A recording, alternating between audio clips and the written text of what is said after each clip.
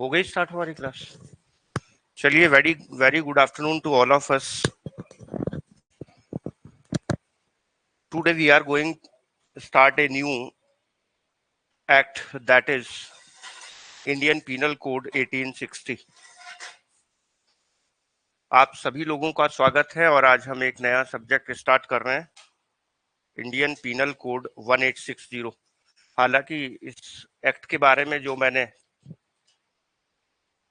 Advertisement दिया था उस पर लिखा था कि स्पेशली फॉर यूके और यूपी एपीओ। तो ऐसा नहीं है कि केवल एपीओ के लिए ही मैं पढ़ाऊंगा। जो भी इसमें बच्चे जुड़ेंगे, चाहे वो हायर जुडिशियल सर्विसेज के हों या फिर पीसीएसजे के हों, सभी के लिए कोर्स अवेलेबल रहेगा। और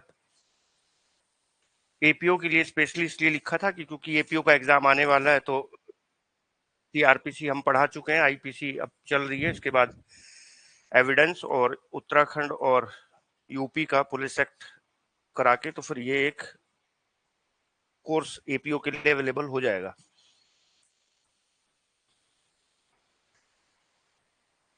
बेसिकली आज हम इंट्रोडक्शन ही पढ़ेंगे जनरली इस एक्ट के बारे में, और कुछ समझ डेवलप करेंगे कि किस तरीके से इस कानून को बनाया गया है, इसके बनाने के पीछे क्या रीजन रहा या क्या फिर हिस्टोरिकल बैकग्राउंड इस एक्ट की रही, और इससे पहले कौन कौन से कानून हुआ करते थे, उनमें क्या चीजें थी क्या नहीं थी, और कैसे हम इंडियन पीनल कोड तक पहुंचे। Before starting the Indian penal code we are discussing the structure of the code. तो पहले एक बार स्ट्रक्चर देख लेते हैं इसका।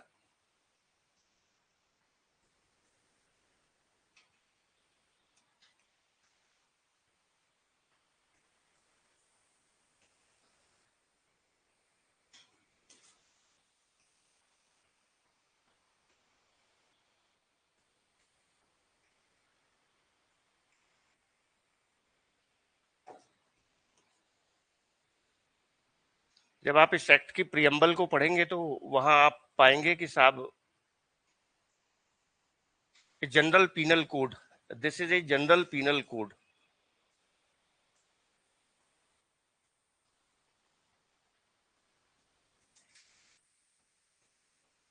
साधारण दंड संहिता।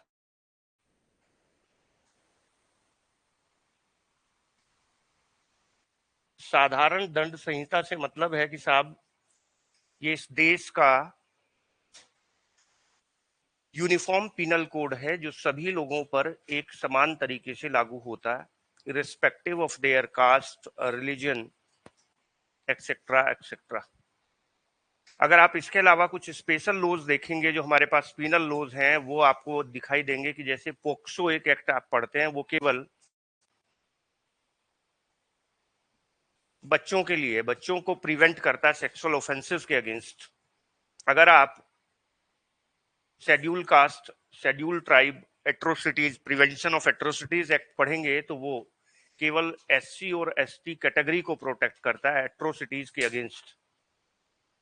अगर आप करप्शन एक्ट पढ़ेंगे तो वो उन लोगों को पनिश करता है जो करप्शन में इन्वॉल्व है, और बेसिकली जो पब्लिक सर्वेंट है।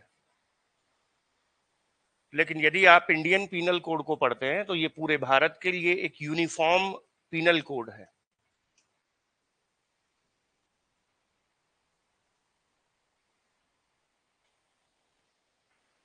एक साधारण दंड संहिता जो पूरे भारत के सभी लोगों पर, और इवन आप देखेंगे कि जो भारत से बाहर के व्यक्ति हैं उन पर भी लागू होगा।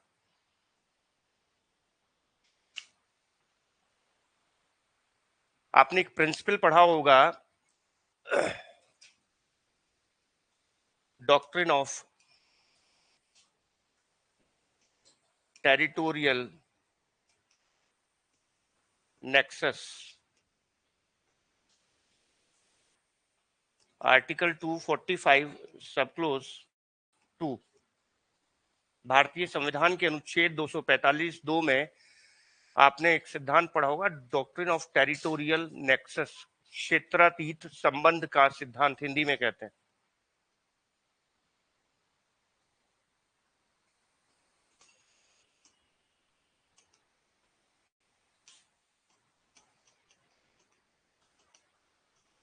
ये प्रिंसिपल बेसिकली पार्लियामेंट को पावर देता है कि साहब पार्लियामेंट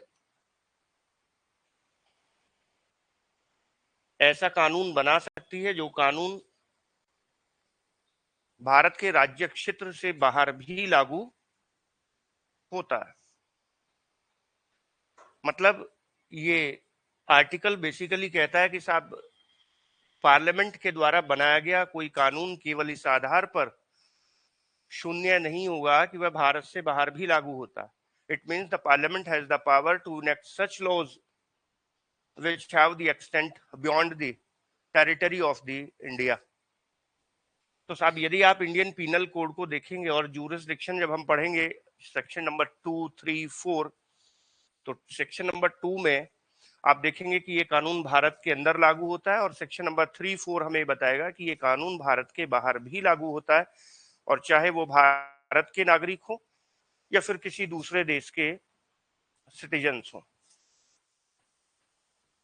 लेकिन पूरे देश के लिए ये एक कॉमन या यूनिफॉर्म कहना ज्यादा बेहतर होगा, यूनिफॉर्म पीनल कोड है। मैं पहले इसके स्ट्रक्चर की बात करूंगा, और यदि आप इसका स्ट्रक्चर देखते हैं, संरचना, स्ट्रक्चर ऑफ द एक्ट, इस अधिनियम या इस संहिता की संरचना, तो आप इसमें टोटल 23 चैप्टर्स पाएंगे जिनमें 511 सेक्शंस हैं। और ये सब चीजें आपको याद भी करनी होंगी, धीरे धीरे करेंगे तो याद हो जाएंगी। कुल 23 अध्याय में इस कोड को डिवाइड किया गया है, जिसमें टोटल 511 धाराओं को रखा गया है। और मैं स्ट्रक्चर की बात कर रहा हूं, मैं इंडेक्स की बात नहीं कर रहा हूं। There is a difference between the structure and index. तो मैं इस एक्ट के संरचना की बात कर रहा हूं। यदि आप इस एक्ट को देखेंगे तो आपको इसमें दो ही चीज देखने को मिलेंगी। एक, जनरल प्रिंसिपल्स,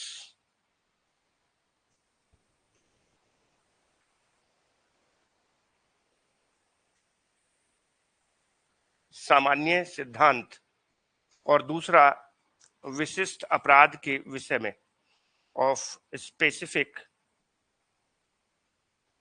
ऑफेंसेस।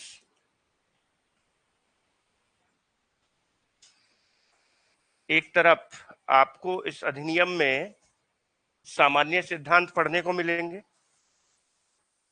और दूसरी तरफ आपको इस एक्ट में कुछ विशिष्ट अपराध पढ़ने को मिलेंगे। यदि आप सामान्य सिद्धांत की बात करते हैं तो 1, 2, 3 मैं बोल रहा हूं, लिखते चले जाइए। 1, 2, 3 कौन कौन से सामान्य सिद्धांत हैं? लिखिए। फर्स्ट, परिचय, इंट्रोडक्शन। इस एक्ट का परिचय आप पढ़ेंगे सेक्शन 1 to 5। इसके आगे लिखिए सेक्शन 1 to 5 चैप्टर नंबर 1 में।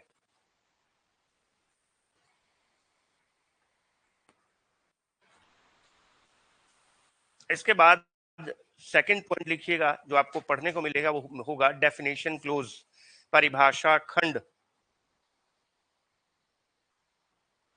ये आपको मिलेगा पढ़ने के लिए सेक्शन 6 to 52 चैप्टर नंबर 2 में।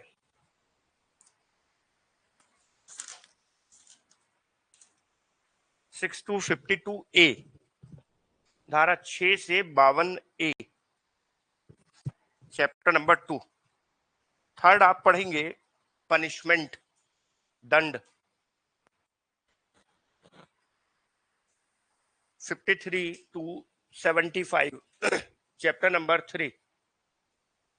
धारा 53 से 75 तक चैप्टर नंबर 3। अब देखिए, हमने इस पार्ट को नाम दिया जनरल प्रिंसिपल्स, सामान्य सिद्धांत। और याद कीजिए, जब आप कॉन्ट्रैक्ट एक्ट पढ़ते हैं, द इंडियन कॉन्ट्रैक्ट एक्ट 1872, भारतीय संविदा अधिनियम,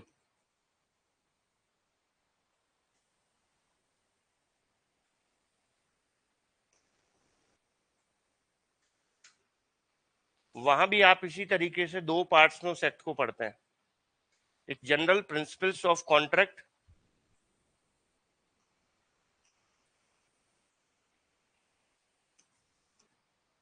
संविदा के सामान्य सिद्धांत,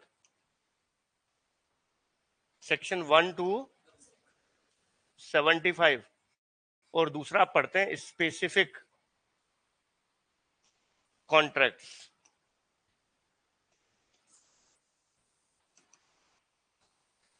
इज दिस क्लियर? अब वहां पे जो स्पेसिफिक कॉन्ट्रैक्ट बताए गए हैं वो कॉन्ट्रैक्ट ऑफ इंडेमिनिटी हो, गारंटी हो, बेलमेंट हो, एजेंसी हो, वो स्पेसिफिक कॉन्ट्रैक्ट्स वहां डिफाइन किए गए। लेकिन अगर आप समझने की बात यह है कि साहब ये जो 1 से 75 हैं, ये जो सामान्य सिद्धांत हैं, जहां भी कॉन्ट्रैक्ट की बात आएगी ये सामान्य सिद्धांत वहां पर लागू होंगे। फॉर एग्जाम्पल एक सब्जेक्ट है ट्रांसफर ऑफ प्रॉपर्टी एक्ट, जिसमें आप एक ट्रांजैक्शन पढ़ते हैं, दैट इज सेल, विक्रय।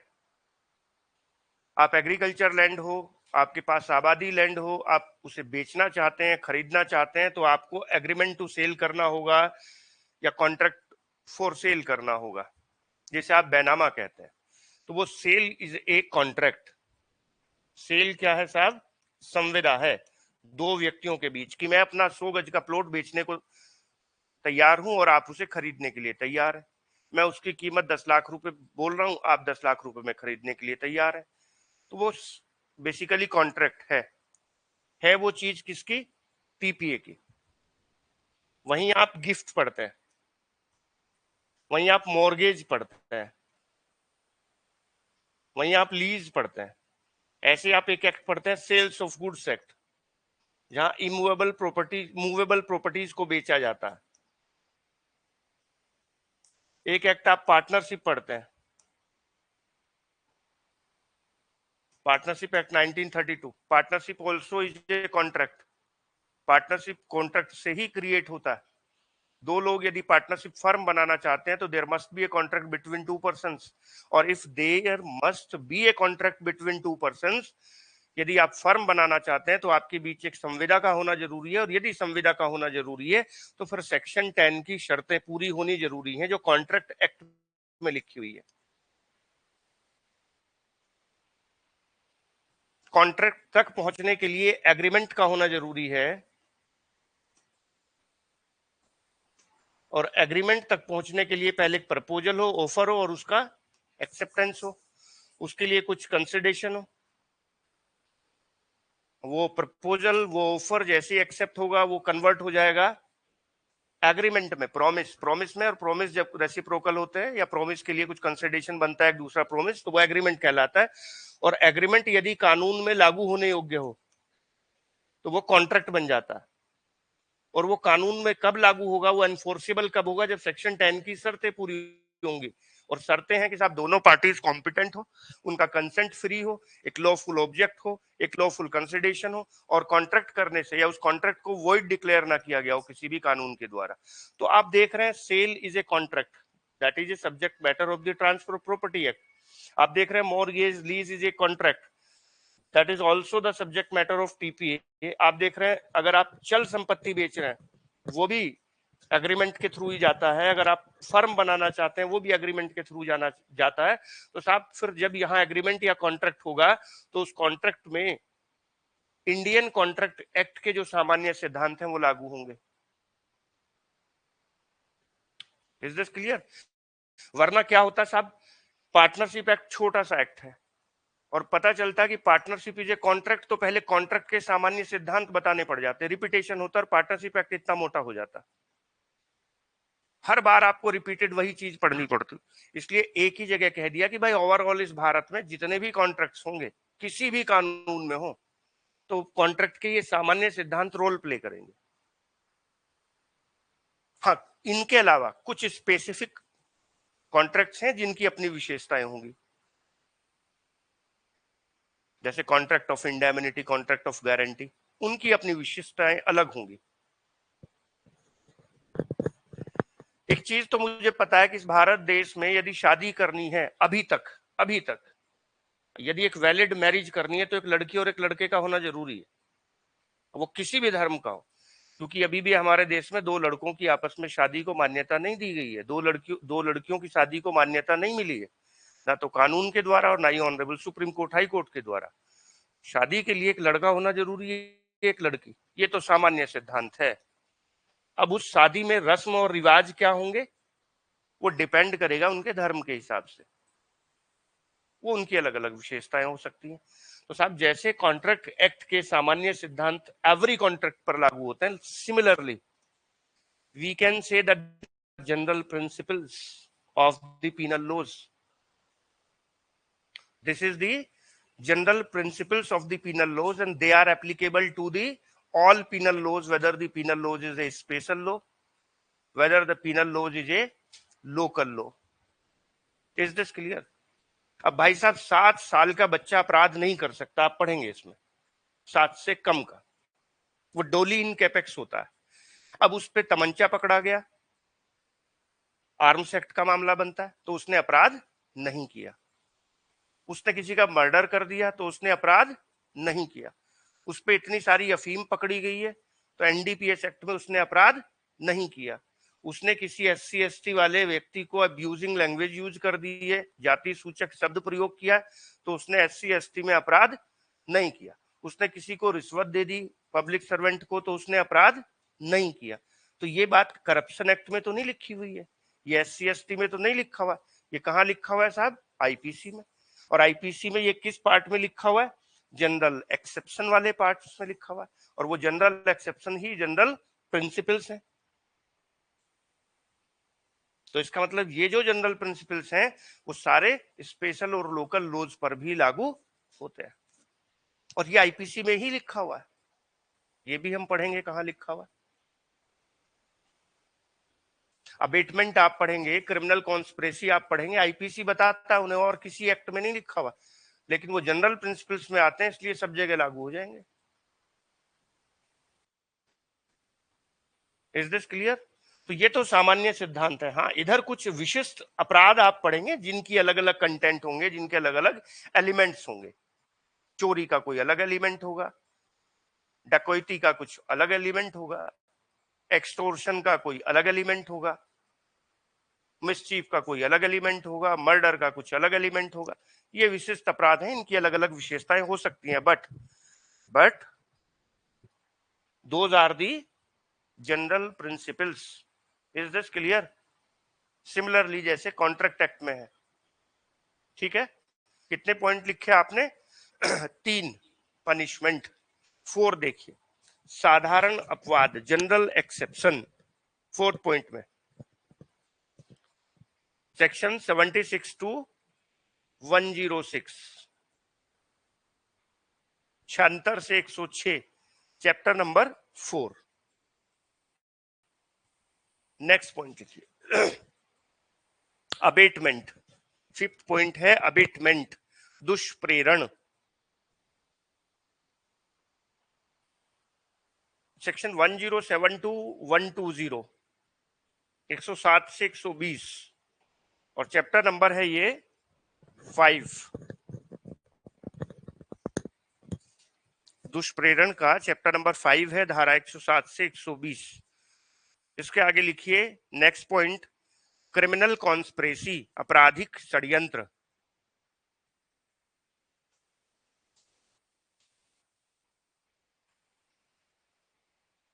धारा 120 ए और 120 बी, दो ही धाराएं हैं। 120 हाइफन लगा के ए और 120 बी, और चैप्टर नंबर है 5 ए, बाद में जोड़ा गया। और नेक्स्ट लिखिए अटेम्प्ट, प्रयत्न, आपराधिक प्रयत्न, बल्कि क्रिमिनल अटेम्प्ट।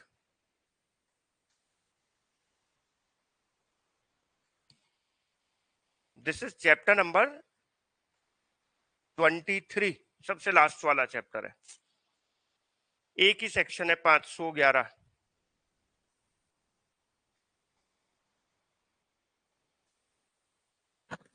ये थे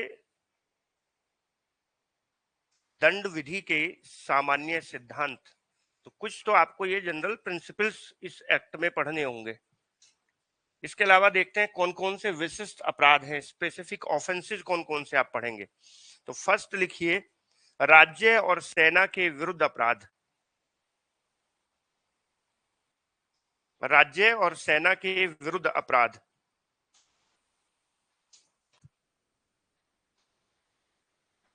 इसके नीचे लिखिए चैप्टर नंबर 6, धारा 121 से 130।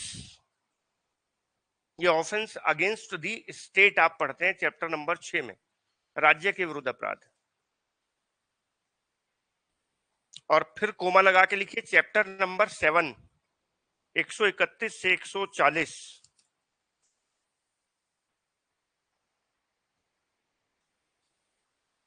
यहां आप पढ़ते हैं of offences relating to the army, navy and air force.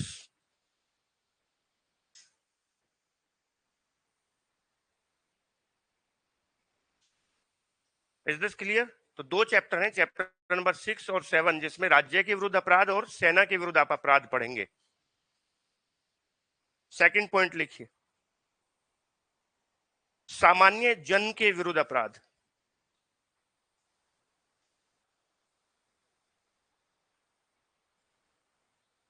सामान्य जन मतलब हम और आप सब लोग, उनके विरुद्ध अपराध आप पढ़ेंगे।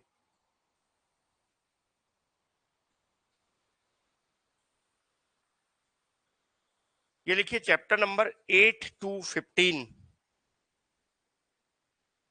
Of offences against the common well being. Of offences against the common well being, chapter number 8 से 15 एंड चैप्टर नंबर 19। सामान्य जन के विरुद्ध अपराध 8, 9, 10, 11, 12, 13, 14, 15, 19 और बीच में एक आधा अमेंडेड भी है। कुल मिला के 10-11 चैप्टर्स ये हैं सामान्य जन के विरुद्ध अपराध। ठीक है, नेक्स्ट लिखिए मानव शरीर के विरुद्ध अपराध। Of offences against the human body. Of offences against the human body, मानव शरीर के विरुद्ध अपराध। ये चैप्टर भी पूछ लिया जाता है किस चैप्टर में है ना, चैप्टर नंबर 16 है। देखिए पहले मानव का शरीर ही इस धरती पे आता है, उसके बाद वो संपत्ति के लालच में लगता है, कमाई धमाई के। ऐसा नहीं है कि हम पैदा होने से पहले संपत्ति जोड़ के आएंगे साहब, हम पहले जन्म लेंगे। इसलिए चैप्टर नंबर 16 पहले रखा गया, उसके बाद संपत्ति के विरुद्ध अपराध। जब मानव ही नहीं होगा तो अपराध कैसे करेगा? पहले मानव शरीर के विरुद्ध अपराध, आपके लिए याद हो जाएगा ऐसे, चैप्टर नंबर 16 और चैप्टर नंबर 17 में आगे लिखिए संपत्ति के विरुद्ध अपराध।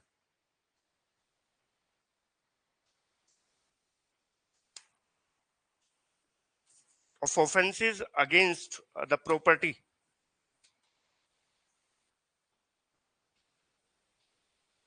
ये दो चैप्टर्स में है, चैप्टर नंबर 17 और 18 में।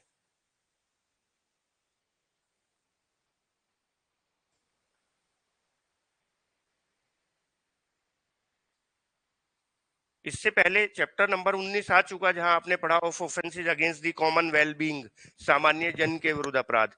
चैप्टर नंबर 8 to 15 एंड 19, 17 और 18 ये आ गए। इससे आगे लिखिए साहब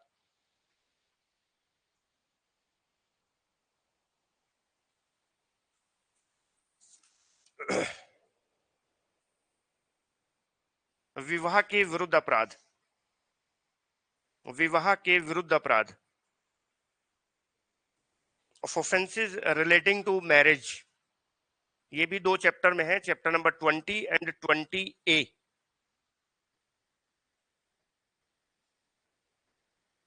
चैप्टर नंबर 20 में आप बाइगेमी वगैरह सारी चीजें पढ़ेंगे, अडल्ट्री भी वहीं हुआ करता था जो अब नहीं रह गया है। और चैप्टर नंबर 20A में आप पढ़ेंगे 498A, पति या पति के नातेदार द्वारा विवाहित महिला के प्रति क्रूरता। ठीक है, नेक्स्ट देखिए ख्याति के विरुद्ध अपराध। Offences relating to offences affecting reputation या ऑफेंस अफेक्टिंग रेपुटेशन, जिसमें आप मानहानि पढ़ते हैं।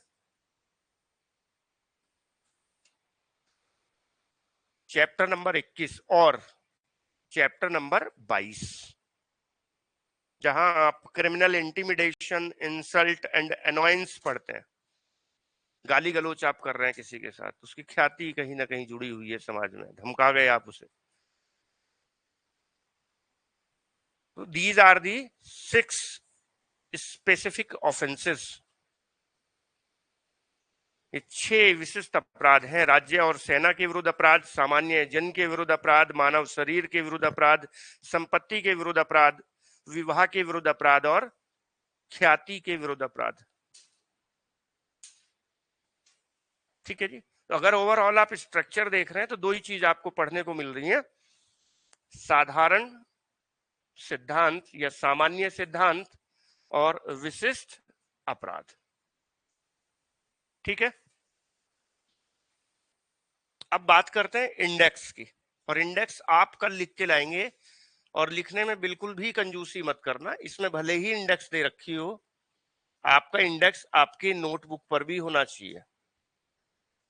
ठीक, ऐसे ही लिखेंगे चैप्टर नंबर 1, उसका नाम जो भी होगा चैप्टर का, और फिर उसकी कहां से कहां तक सेक्शंस हैं।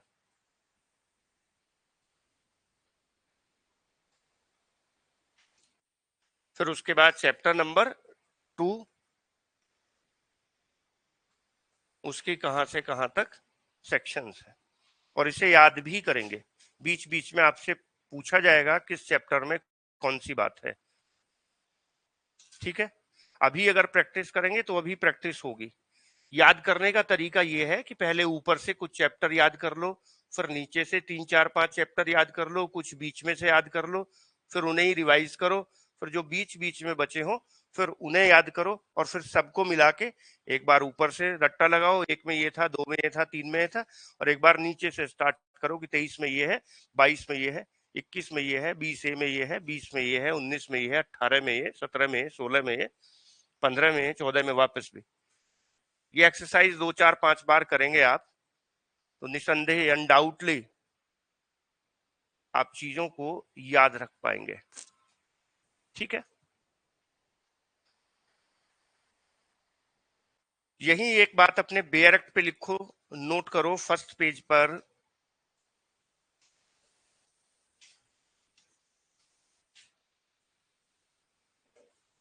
लिखो, दंड विधि को भूतलक्षी प्रभाव से लागू नहीं किया जा सकता।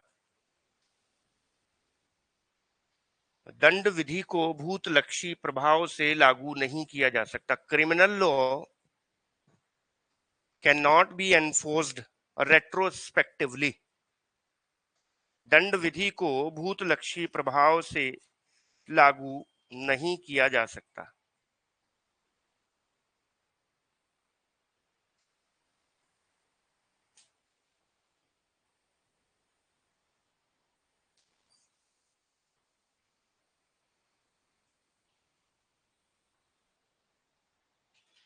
जब मैंने सीआरपीसी आपके साथ स्टार्ट किया था तो हमने एक चीज डिस्कस की थी कि साहब यदि हम ब्रॉड क्लासिफिकेशन की बात करें, लॉ के ब्रॉड क्लासिफिकेशन की बात करें, तो हमें एक क्लासिफिकेशन मिलता सिविल लॉज,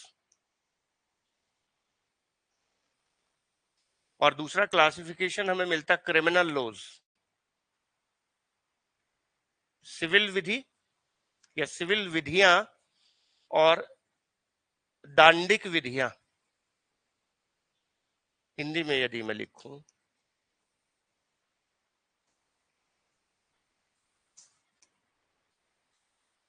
और यदि आप डेफिनेशन देखते हैं कि साहब what is the difference between civil laws and criminal laws, तो आपको जितने भी डिक्शनरी मीनिंग्स मिलेंगे इसके, तो उसमें लिखा हुआ criminal laws are those laws which are not civil laws.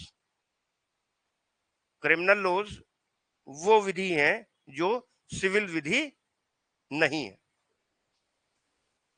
और यदि आप स्कोप की बात करें तो साहब सिविल लॉज का स्कोप बहुत वाइड है, ये बहुत सारे कानून है सिविल के। क्रिमिनल लॉज का स्कोप बहुत कम है। लेकिन यहीं पर आपने क्लासिफिकेशन ये भी पढ़ा था कि साहब law can be divided into 2 parts. First is a substantive law, सारभूत विधि हिंदी में, एंड प्रोसीजरल लॉ,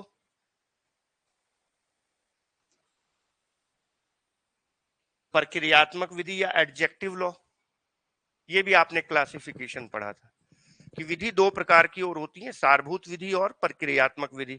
और हमने टेस्ट भी देखा था कि साहब पहचाने कैसे, आइडेंटिफाई कैसे करें कि साहब ये कानून सब्सटेंटिव लॉ है और ये कानून प्रोसीजरल लॉ है। तो हमने पाया कि साहब जो कानून आपको राइट्स देता हो, आपकी ड्यूटीज बताता हो, आपके प्रिविलेजेस की बात करता हो, विशेष अधिकारों की, आपकी लाइबिलिटीज बता रहा हो,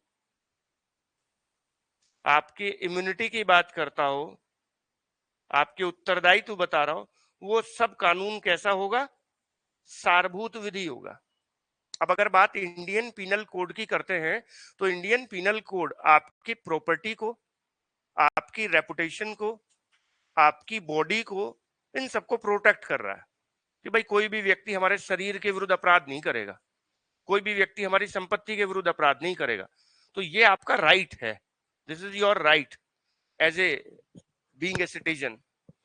और अगर कोई व्यक्ति आपकी संपत्ति चोरी कर लेता है तो फिर उसकी लाइबिलिटी बनती है कि भाई अब आपको पनिशमेंट मिलेगा। तो ये कानून एक व्यक्ति के राइट्स की बात करता है, दूसरे व्यक्ति की ड्यूटीज की बात करता है, लाइबिलिटीज की बात करता है। ये कानून ये भी बताता है कि साहब इंडियन पीनल कोड किस किस पर लागू नहीं होता। राष्ट्रपति पर लागू नहीं होता, राज्यपाल पर लागू नहीं होता।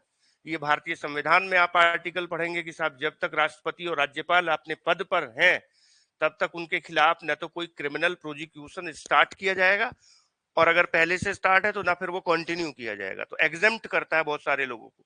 विदेशी राष्ट्र अध्यक्ष है, ऐसा थोड़ी है कि साहब आप बराक ओबामा को यहां बुलाएं और अरेस्ट कर लेंगे।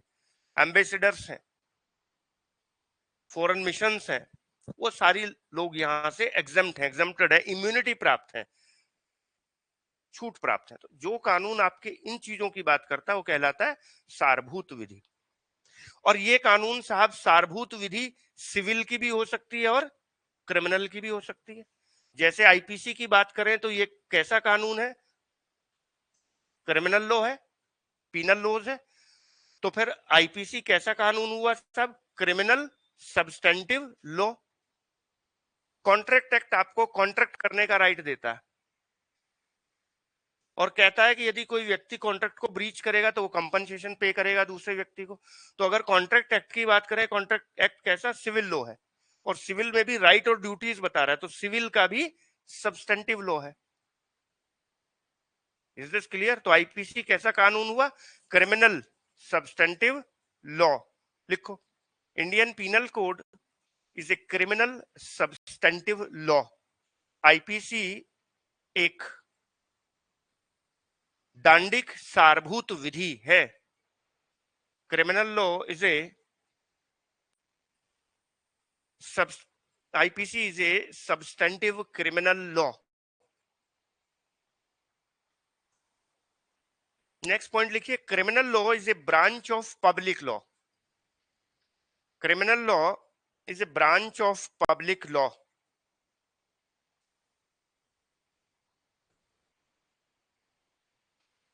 Criminal law is a branch of public law.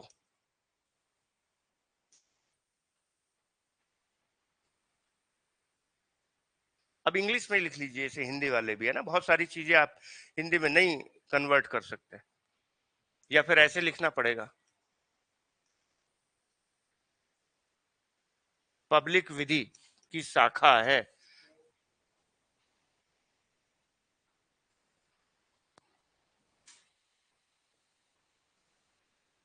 अब बात करते हैं कि साहब what is public law. Public law से हमारा क्या मतलब है? पब्लिक लॉ से मतलब हमारा ये है, लिख लीजिए यहीं पे नीचे डाल के हेडिंग, पब्लिक लॉ कि साहब ऐसा कानून, ऐसी विधि जो राज्य एवं व्यक्ति के मध्य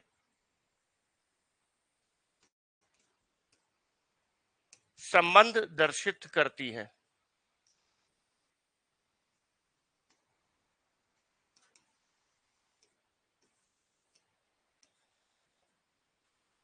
ऐसी विधि जो राज्य और व्यक्ति के बीच के संबंध की बात करती है।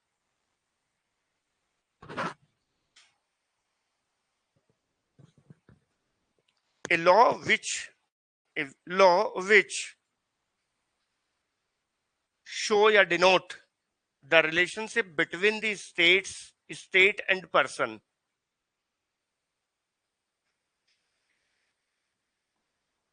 A law which show the relationship between the state and person. For example, जैसे कॉन्स्टिट्यूशनल लॉ है,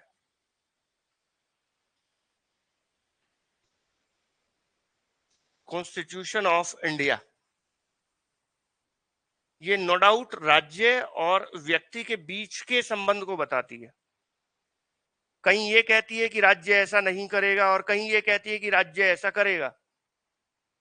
अगर आप भारतीय संविधान के भाग 3 को देखते हैं जो बात करता है फंडामेंटल राइट्स की, तो वो बात करता है कि साहब स्टेट आप लोगों के फंडामेंटल राइट्स को डिस्टर्ब नहीं करेंगे।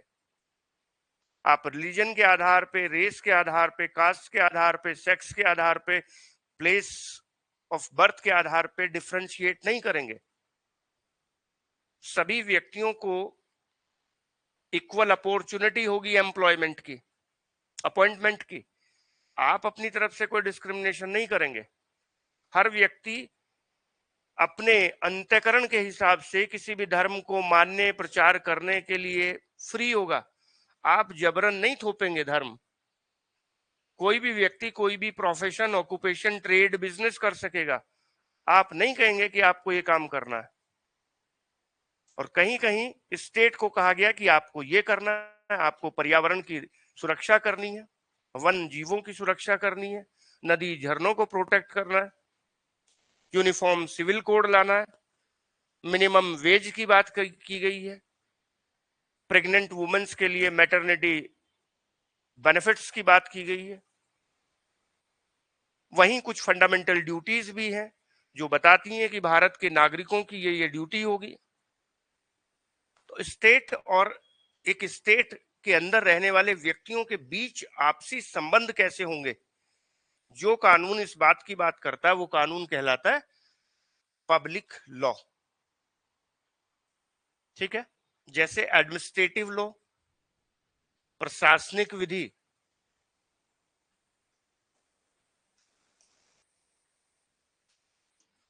वो भी पब्लिक लॉ है। जैसे टैक्स लॉज, कर कानून, कर विधियां, वो भी पब्लिक लॉ है। ऐसे ही इंडियन पीनल कोड, ऐसे ही सीआरपीसी, तो these are the public law. Therefore, we can say that the IPC or the criminal laws, IPC is the criminal law, is a branch of public law.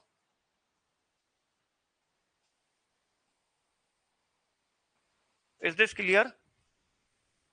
ये बात समझ में आई?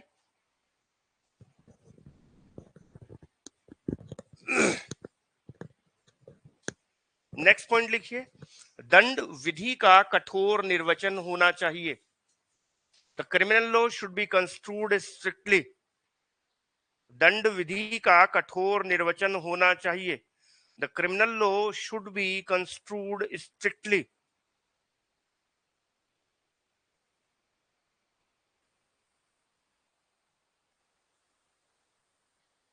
इससे क्या मतलब समझते हैं आप?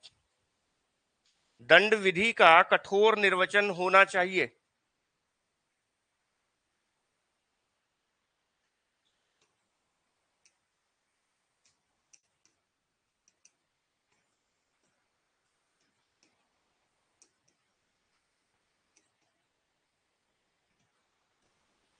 या मैं यूं भी कह सकता हूं कि दंड विधि को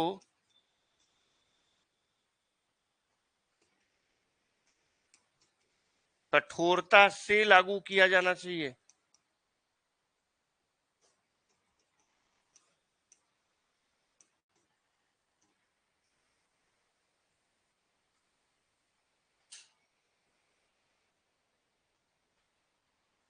गर्मी का मौसम चल रहा है, आप गन्ने का जूस निकलते हुए देखते होंगे।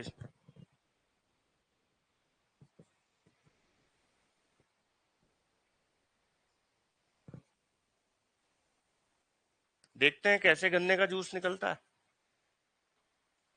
वो जो दो मोटी मोटी सी चक्की सी होती है, उसमें गन्ना दे के और ऐसे से पेलता है कठोरता से, और कितनी बार निकालता है, छिलका भी पिला देता है।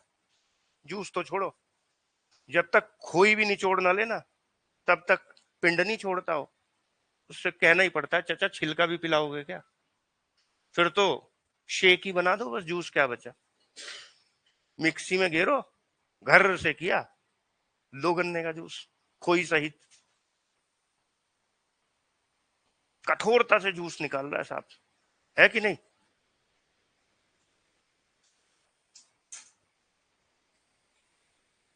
आपका मन अंदर से जवाब देने लगता है कि बस बस करो, अब नहीं बचा इसमें कुछ। तो क्या आप ऐसा ही इंटरप्रिटेशन समझ रहे हैं कि दंड विधि इतनी कठोरता से लागू कर दी जाए कि लोग अपराध ही ना करें?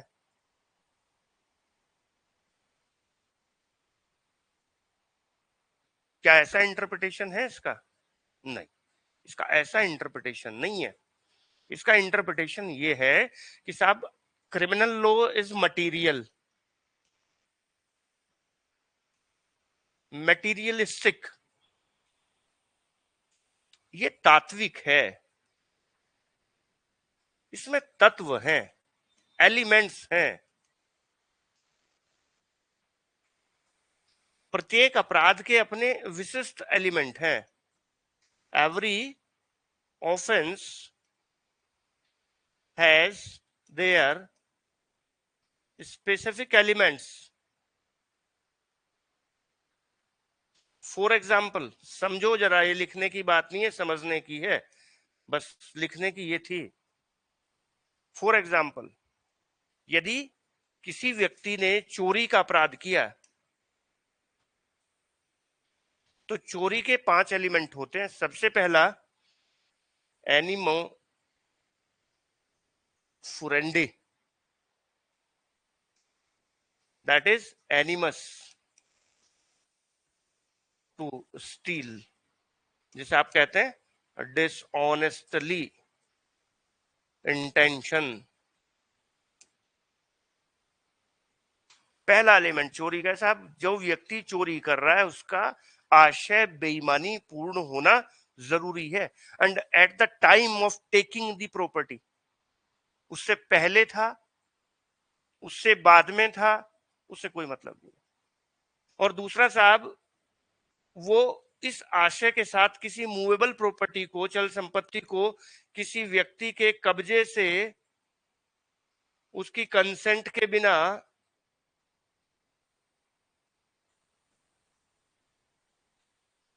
हटा लेता है। अगर ये पांचों एलिमेंट पूरे होते हैं तो चोरी है।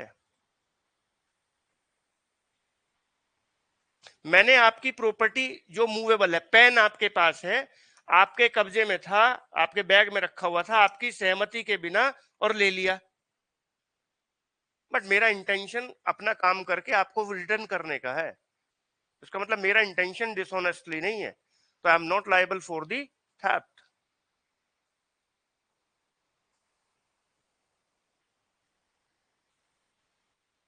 मेरा इंटेंशन बेईमानी पूर्ण है। और आपका पेन मैंने आपके कब्जे से लिया, बट आपकी सहमति से ले लिया, तो भी ये चोरी नहीं है। Criminal law should be construed strictly. Criminal law को कठोरता से लागू किया जाना चाहिए, इसका कठोर निर्वचन होना चाहिए। मीनिंग देयर बाई, यदि ये 5 एलिमेंट चोरी के हैं तो भैया पांचों के पांचों ही प्रूव करने होंगे। इतनी कठोरता से लागू करना है क्रिमिनल लॉ, हल्के में नहीं ले सकते। क्योंकि यहां पर एक व्यक्ति को जेल में बंद किया जाएगा और उसकी पर्सनल लिबर्टी है साहब, जो भारतीय संविधान के भाग 3 के द्वारा प्रोटेक्ट किया गया, उसका सबसे प्यारा, सबसे पायस, सबसे महत्वपूर्ण इंपॉर्टेंट फंडामेंटल राइट है, right to life and personal liberty. आप बहुत हल्के में नहीं इसे लागू कर सकते, इसका आपको बहुत ही कठोर निर्वचन करना होगा, इसके सारे एलिमेंट आपको सेटिस्फाई करने होंगे. It is the duty of the prosecution. The burden to prove the fact element of a specific offence is lie on the prosecution. और ये बर्डन भी बड़ा हाई पेडस्टल पर है, रखा हुआ है, बहुत ऊंचे पायदान पे कि साहब प्रोसिक्यूशन को रीजनेबल डाउट से परे जाके साबित करना होगा, युक्तियुक्त संदेह से परे. जब वो इन 5 एलिमेंट को साबित करेगा तो जरा सा भी संदेह ना रह जाए. यदि जरा सा भी युक्तियुक्त संदेह रह गया तो उसका लाभ अभियुक्त को मिलेगा और उसे छोड़ दिया जाएगा. This is the meaning of criminal law should be construed strictly.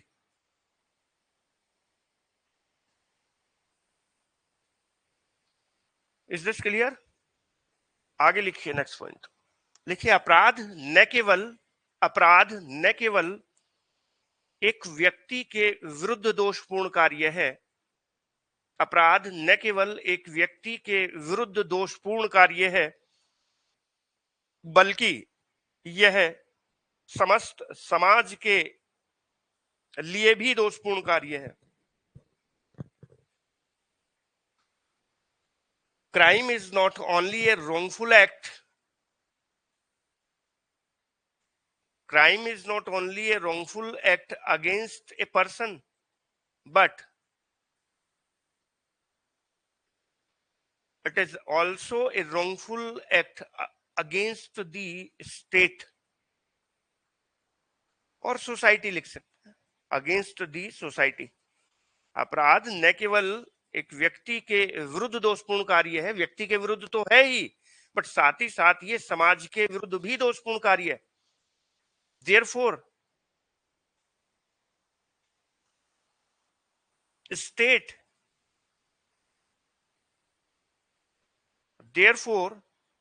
state will be a party in a criminal proceedings. इसीलिए दंडिक कार्यवाही में राज्य भी एक पक्षकार होता है. Therefore, state is a party in a criminal proceedings. आप देख रहे हैं कि साहब एक व्यक्ति ए ने बी की हत्या कर दी, बी के घर वालों ने एफआईआर दर्ज करा दी. अब मुकदमा चलाने की जिम्मेदारी किसकी हो जाती है? स्टेट की हो जाती है. बी जो मृतक है उसकी ओर से इस मुकदमे को कौन प्रोसिक्यूट करता है? स्टेट करता है, जिसे आप अभियोजन कहते हैं. अभियोजन बनाम अभियुक्त या राज्य बनाम अभियुक्त. तो ये वो रीजन है कि साहब राज्य कार्रवाई का एक पक्षकार बन जाता है, क्योंकि ये रोंगफुल एक्ट केवल व्यक्ति के विरुद्ध ही नहीं था, बल्कि ये स्टेट के विरुद्ध भी था. और ये स्टेट के विरुद्ध रोंगफुल एक्ट क्यों है साहब, उसका रीजन अभी बताएंगे आपको.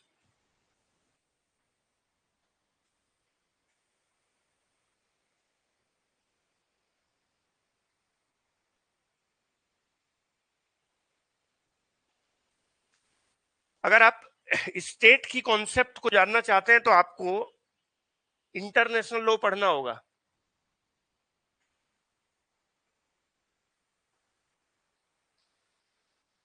Constitution of state.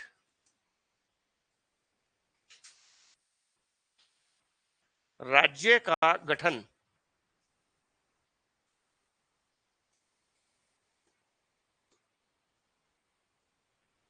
आपको अंतरराष्ट्रीय विधि पढ़नी होगी, वहां पर बहुत सारी थ्योरीज दी गई हैं, बहुत सारे जूरिस्ट के द्वारा.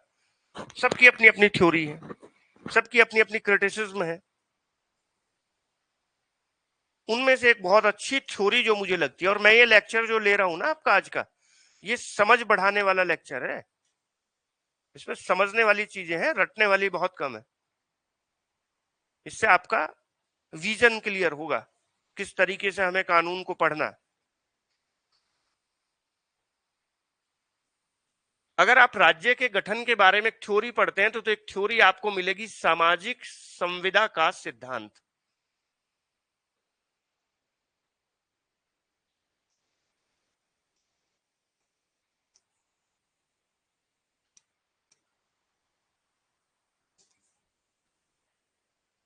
Social contract theory. मैं नहीं कह रहा कि ये थ्योरी परफेक्ट है, मैं तो इस थ्योरी को इसलिए उठा के पढ़ा रहा हूं आपको कि आपकी समझ को डेवलप करेगी। ऐसी बहुत सारी थ्योरी है, स्टेट कैसे बना, सबके अपने अपने तर्क हैं। सोशल कॉन्ट्रैक्ट थ्योरी, ये थ्योरी ग्रोसियस ने दी थी।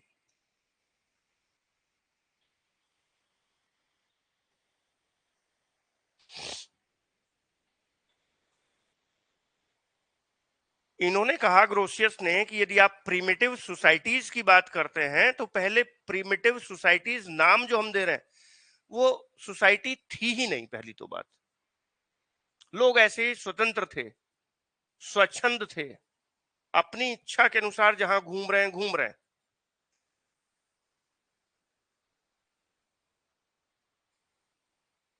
आग का भी आविष्कार नहीं हुआ था, कपड़े का तो क्या हुआ होगा, तो नंगे वंगे ऐसे ही घूमते होंगे जैसे पैदा होते हैं।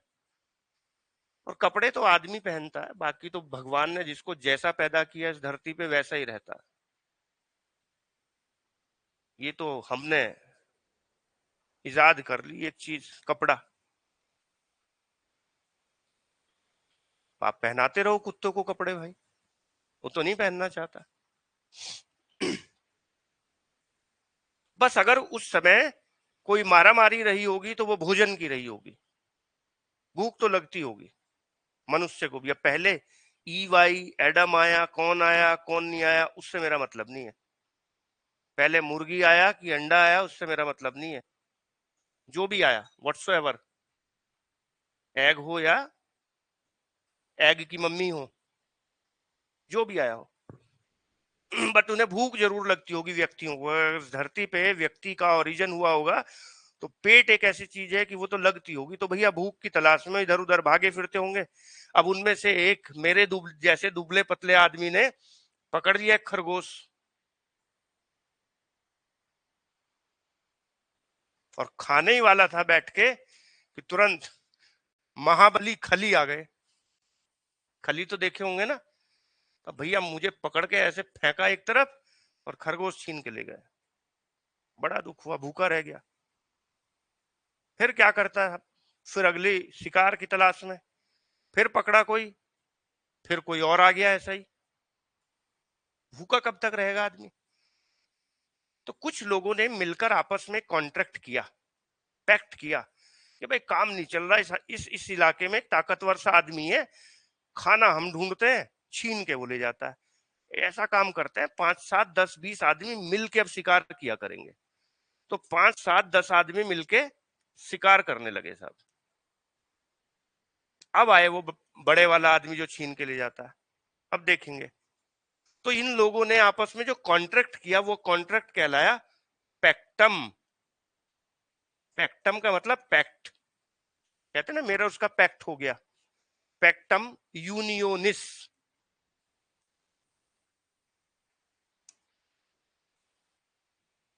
पैक्टम यूनियोनिस, हिंदी में कहते हैं एका का करार। यूनियन का मतलब एक हो जाना, एका का करार। इस यूनियन की वजह से लोग एक होकर रहने लगे और यहां से ओरिजिन हुआ कबीलों का या सोसाइटी का, समाज का।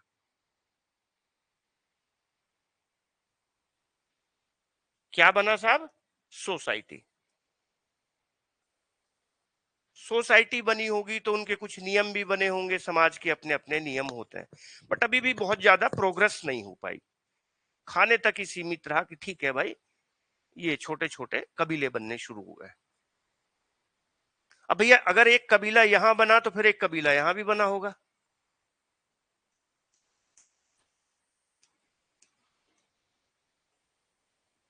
और अगर एक यहां बना तो फिर एक यहां भी बना होगा।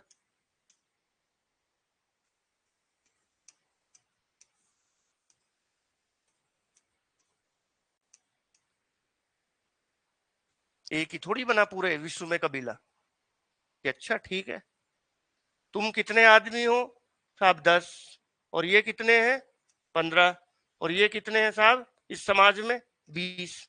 अब करो तुम शिकार। फिर इन्होंने शिकार किया, अब के 20 लोग आगे इकट्ठा हो गए, फिर छीन के ले गए। काम नहीं चला अभी भी। तो उन्होंने कहा भाई ऐसे काम चलने वाला है नहीं, बल्कि जहां रह रहे थे वहां से भी भगा दिए, भागो यहां से, अब हम यहां रहेंगे। इनकी संपत्ति भी छीन ली, जो भी झोपड़ी वोपड़ी बनाई होगी, जो भी गुफा उफा होगी। तो कहा ऐसे काम नहीं चलेगा, तो भाई ऐसा आदमी ढूंढा जाए जिसकी बात सब मानते हो, मोदी जैसा एकदम।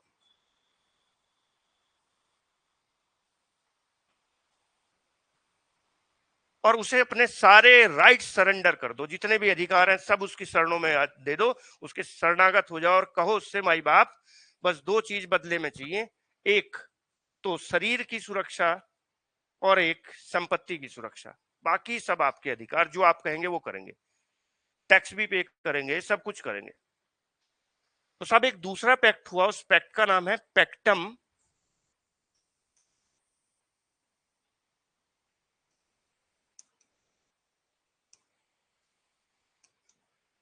सब्जेक्टेड हो गए, अधीनता का करार।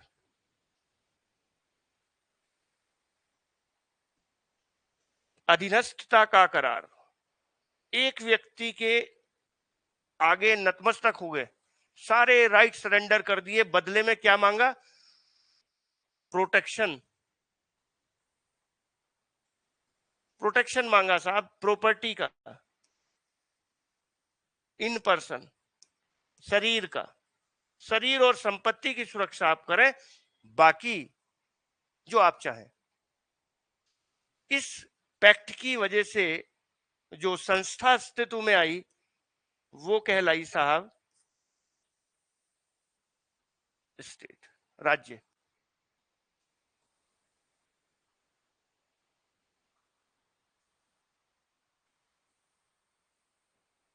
राज्य ने कहा ठीक है भाई, खाओ कमाओ मौज करो, जाओ जो तुम्हारी इच्छा वो करो। जिसे आग का आविष्कार करना है आग का आविष्कार करो, जिसे कुल्हाड़ी बनानी है कुल्हाड़ी बनाओ, जिसे खेती का आविष्कार करना है खेती का आविष्कार करो, नई नई सब्जियों का, नई नई दालों का, जिसे कपड़े का आविष्कार करना है कपड़े का करो, कोई दिक्कत नहीं मुझे आपसे, आपकी संपत्ति और सुरक्षा की जिम्मेदारी मैं देता हूं, स्टेट ने कहा। तो साहब स्टेट ने जो नीति अपनाई वो नीति क्या कहलाई? हस्तक्षेप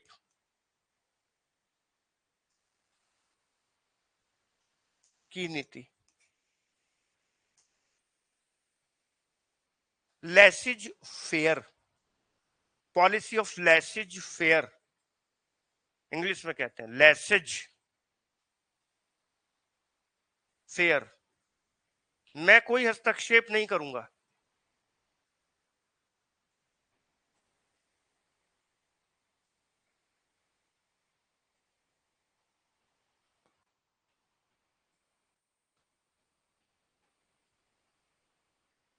अब भाई साहब अभी आपने पढ़ा कि जो अपराध है वो न केवल व्यक्ति के विरुद्ध बल्कि समाज या राज्य के विरुद्ध भी एक दोषपूर्ण कार्य है।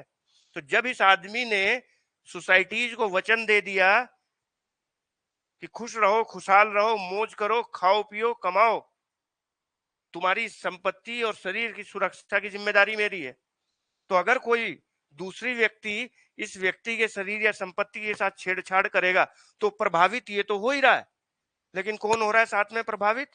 स्टेट भी हो रहा है, क्योंकि इसने भी वचन दे रखा है। तो फिर इसकी जिम्मेदारी है ना, ये तो यही तो वचन दिया था कि मैं तुम्हारे शरीर और संपत्ति की सुरक्षा करूंगा, तो फिर इसे पार्टी होना चाहिए। तो ये रीजन है कि स्टेट क्रिमिनल लॉ में पक्षकार बन जाता है, उसकी जिम्मेदारी बनती है। वो अलग बात है कि स्टेट की नेचर ऐसी थी लेसिज फेयर, पर फिर धीरे धीरे और प्रोग्रेस हुई, देशों में अपने अपने कॉन्स्टिट्यूशन बने और भारतीय संविधान भी लागू हुआ, और संविधान के माध्यम से हमने स्टेट को कैसा बना लिया? वेलफेयर, वेलफेयर स्टेट, कल्याणकारी राज्य।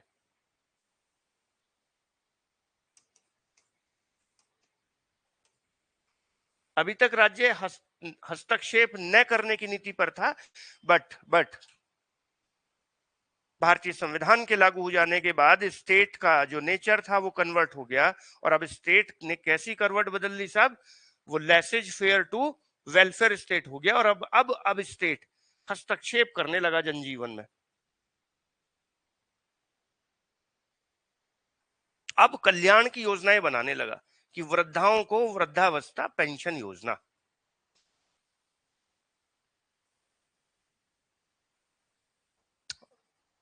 बेरोजगार लोगों के लिए मनरेगा योजना, महिलाओं के लिए उज्ज्वला योजना,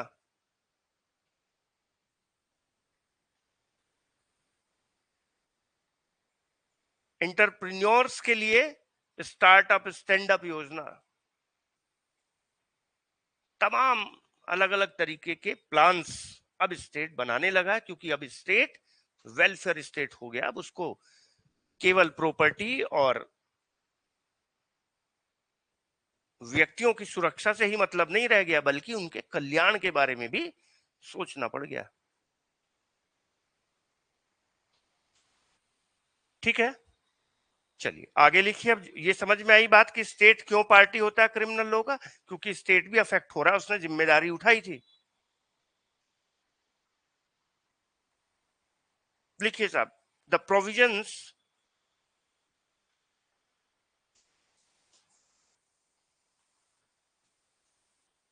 ऑफ पीनल लॉज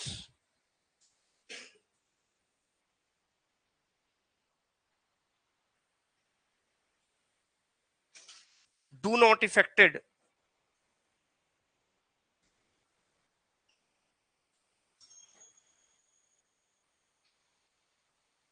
या ऐसे लिखो, द सेंटेंस चेंज करो, the provisions of special law and local laws do not affected from the penal laws. The provisions of special and local laws do not affected from the penal laws. दंड विधि के प्रावधान, दंड विधि के प्रावधान स्थानीय विधि एवं विशेष विधि को प्रभावित नहीं करते।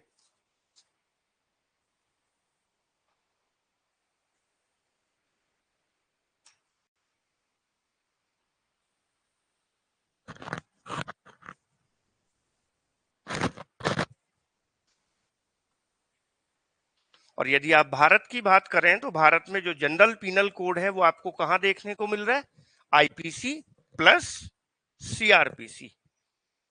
आईपीसी का टोटल प्रोसीजर सीआरपीसी में, तो IPC along with CrPC is the general penal laws of the India. लिख लो, आईपीसी एवं सीआरपीसी भारत की साधारण दंड विधि है। IPC along with CrPC is the general penal laws of India.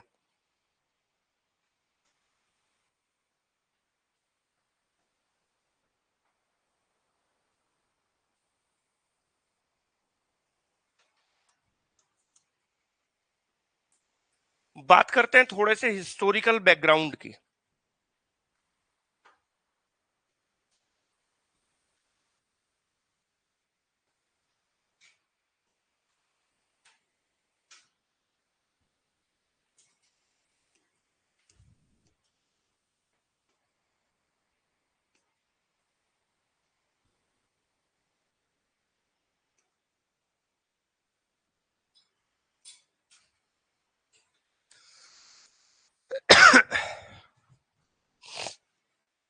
और यदि आप सभ्यता से पहले की बात करें, भारत में दंड विधियों का ऐतिहासिक परिदृश्य, ये हेडिंग आपका हो सकता है। भारत में दंड विधियों का ऐतिहासिक परिदृश्य, या हिस्टोरिकल डेवलपमेंट भी लिख सकते हैं, ऐतिहासिक विकास। तो यदि आप ऐसा कहीं लिखा हुआ नहीं मिलेगा किसी किताब में, पहली बात तो ये, और इस पे सवाल भी नहीं आने वाला, दूसरी बात ये। बट आपकी नॉलेज के लिए, आपकी समझ को डेवलप करने के लिए ये मैं पढ़ा रहा हूं, किसी किताब में नहीं मिलेगा। मैं बात कर रहा हूं सभ्यता से पूर्व। सभ्यता तो आप पढ़ते हैं ना, सिंधु घाटी सभ्यता, और भी बहुत सारी सभ्यताएं आप पढ़ते हैं, जैसे जैसे विकास होता गया, तो यदि आप बिफोर सिविलाइजेशन की बात करें तो there were no penal laws.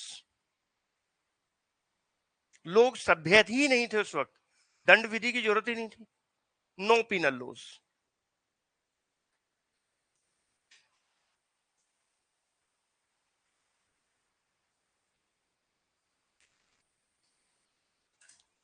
और जब पीनल लॉ नहीं था तो फिर नो मेंस रिया।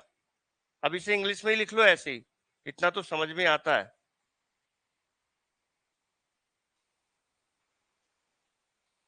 जब दंड विधि ही नहीं थी तो दुराशय भी नहीं था,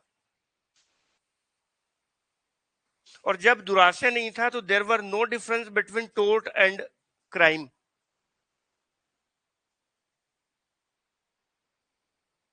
there was no difference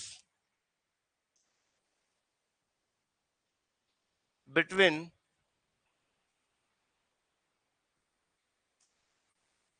crime and tort.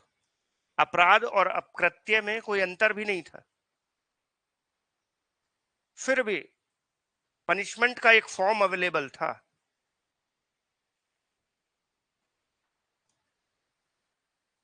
दंड की का एक तरीका था। अगर कोई व्यक्ति रोंगफुल एक्ट करता था तो उसके खिलाफ उसे दंड भी मिलना चाहिए, कानून नहीं था, एक फॉर्म था। और वो फॉर्म आप जरा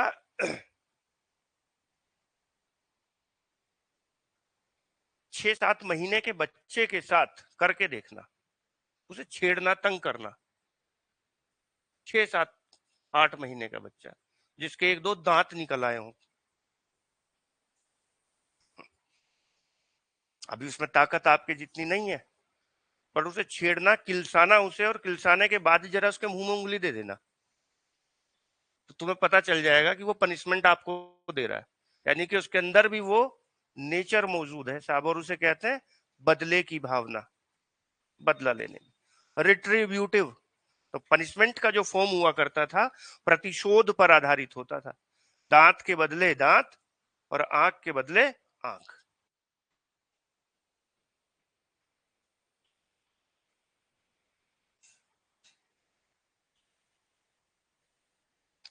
प्रतिशोधात्मक, हिंदी इंग्लिश हिंदी में कहते हैं, ये तरीका था।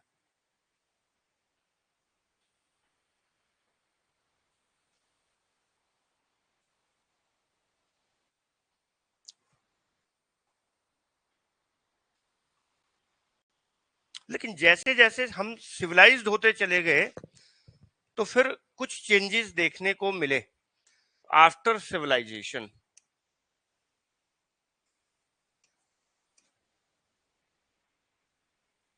सभ्यता के बाद अभी भी बहुत ज्यादा पीनल लॉज नहीं थे, बट सम पीनल लॉज आ गए। कुछ दंड विधि एग्जिस्ट कर गई। सम पीनल लॉज वर एग्जिस्ट। कुछ दंड विधि अस्तित्व में आई, और वो बेसिकली रिलीजियस लॉज थे।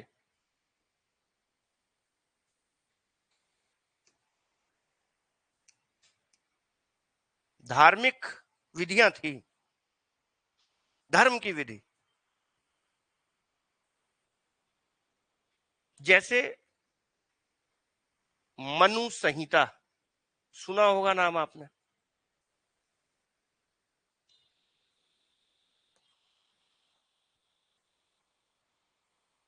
मनु संहिता की यदि आप बात करें तो वो धर्म की विधि भी है, रिलीजन पर भी बात करता है, और पीनल लॉज भी है। दंड विधि की भी बात करता है, अगर इसने ये काम किया तो उसको वो दंड, ये काम किया तो उसको वो दंड।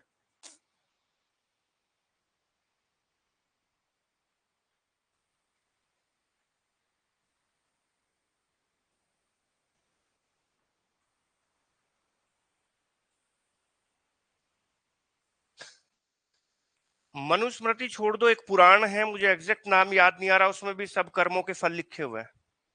गरुड़ पुराण। अगर आप गरुड़ पुराण का अध्ययन करेंगे तो उसमें सब कर्मों के फल लिखे हुए हैं कि ये काम किया तो पकोड़ों की तरह तले जाओगे बड़े बड़े तेल के कढ़ाओं में, और ये काम किया तो ये पनिशमेंट होगा। और इसे भी छोड़ दो तो एक मूवी है साउथ के हीरो की, अपराजित, कितने लोगों ने देखी है? यूट्यूब पे सर्च करना। वो ऐसे ही उसमें एक विशेष आत्मा प्रवेश करती है समय समय पे, वो बहुत सज्जन होता है, और जब वो विशेष आत्मा प्रवेश करती है तो वो ऐसे एक शास्त्र का अध्ययन करता है और उसमें फिर जो पनिशमेंट लिखा वो पनिशमेंट लोगों को देता है।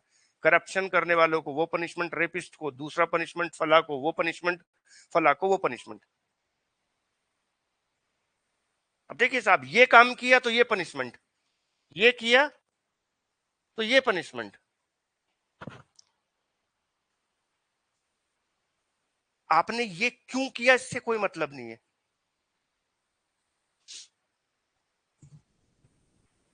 एक व्यक्ति ए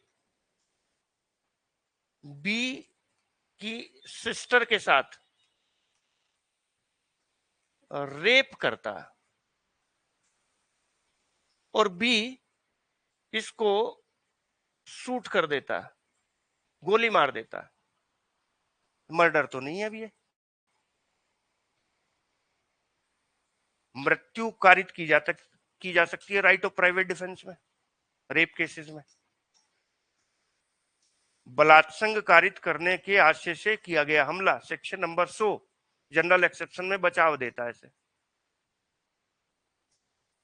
तो साहब यहां बी ने हत्या कर दी है की, क्यों की? क्योंकि वो उसकी बहन के साथ रेप कर रहा था और कानून उसे ऐसी स्थिति में परमिशन देता है कि वो रेपिस्ट की मृत्यु भी कारित कर सकता है। बट यहां ऐसा कुछ नहीं था, यहां अगर आपने रेप किया तो ये पनिशमेंट।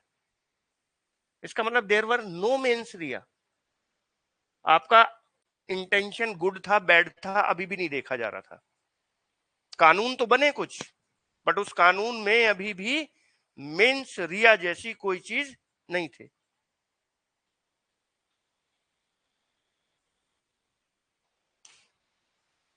और ये अगर मेंस रिया नहीं था तो देयर वर नो डिफरेंस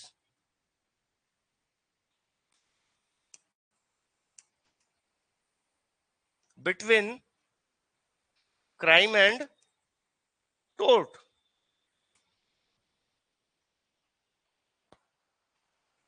तो फिर लाइबिलिटी कैसी थी कि भैया ये काम मत कर देना, अगर ये काम किया तो ये पनिशमेंट है, मनु संहिता में लिखा हुआ, गरुड़ पुराण में लिखा हुआ। इसका मतलब लाइबिलिटी स्ट्रिक्ट थी, दायित्व कैसा था? कठोर। Liability was strict.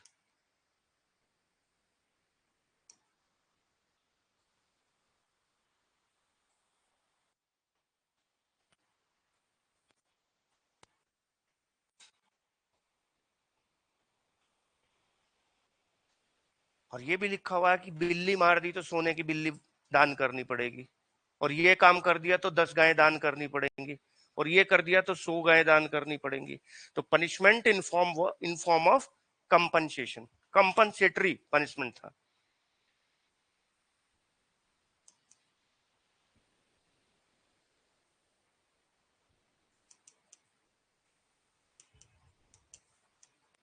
प्रतिकर के रूप में।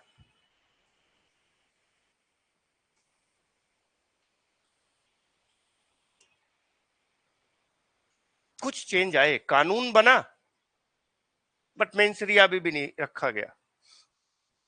दुरासे जैसी चीज से वो लोग अनभिज्ञ थे, उन्हें नहीं पता था what is mens rea, what is criminal intent. और अगर इंटेंट नहीं क्रिमिनल था तो फिर टोर्ट और क्राइम में डिफरेंस नहीं था, एक ही था वो जो कुछ भी था।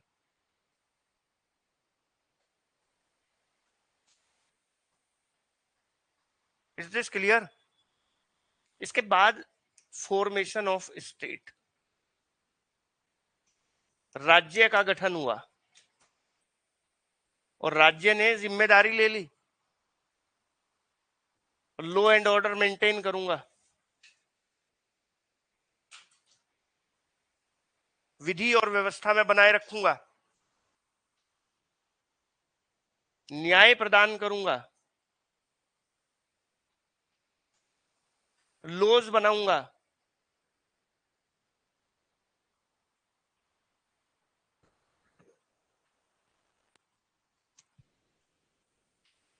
जब हम और ज्यादा सिविलाइज्ड हुए स्टेट आ गया। बीच में बहुत सारी चीज रही होंगी, राजशाही, ये शाही, वो शाही, सब खत्म होते होते स्टेट आ गया। स्टेट की जिम्मेदारी, कानून बनाएंगे हम, विधि व्यवस्था बनाएंगे हम, न्याय प्रदान करेंगे हम। और अगर आप कानून बनाएंगे तो साहब अब mains Riya,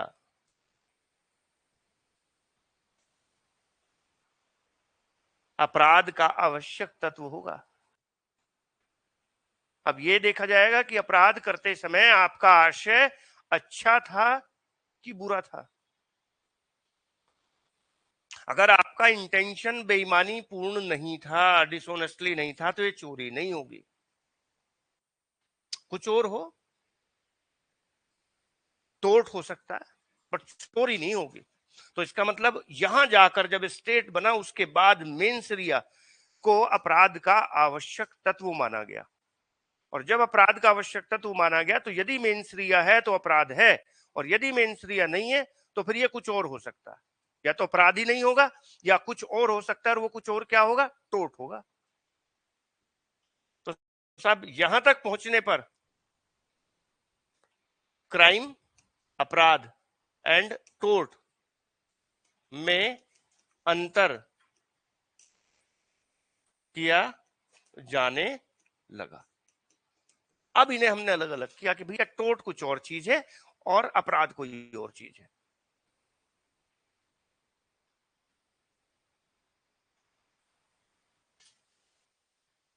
is this clear?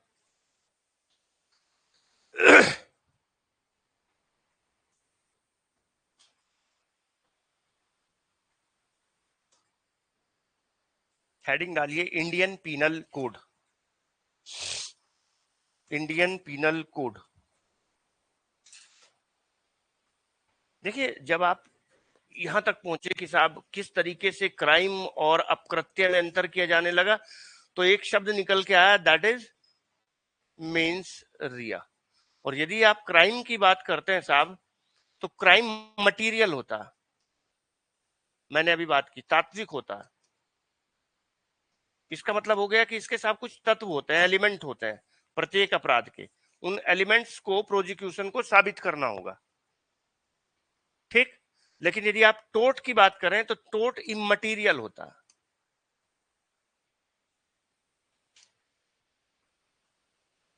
अतात्विक होता है।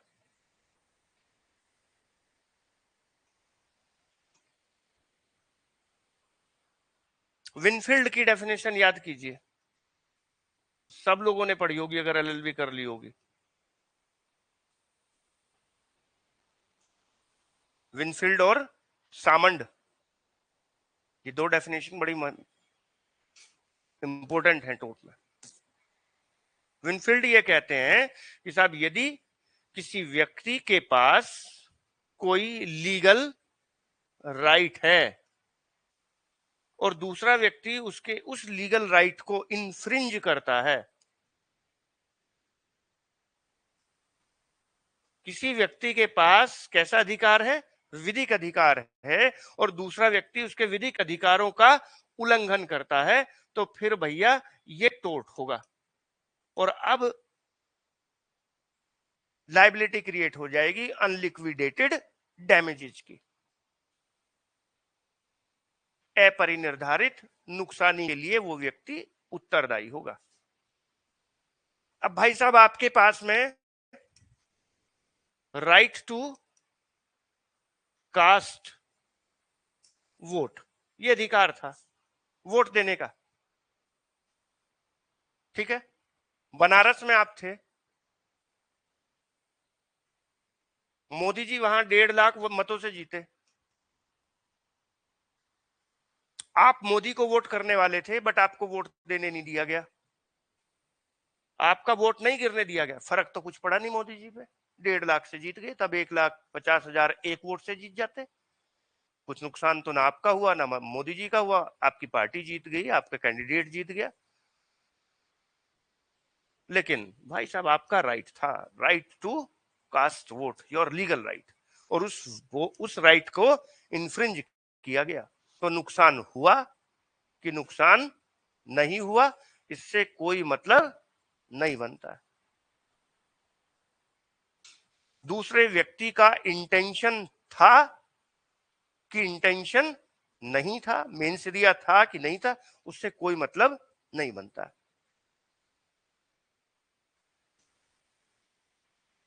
मैंने मजाक मजाक में आपके बारे में कुछ ऐसा कह दिया जिससे डिफेमेशन हो गया आपका, मजाक मजाक में, ये सोचते हुए कि जब आप भी सुनोगे आप भी हंसोगे।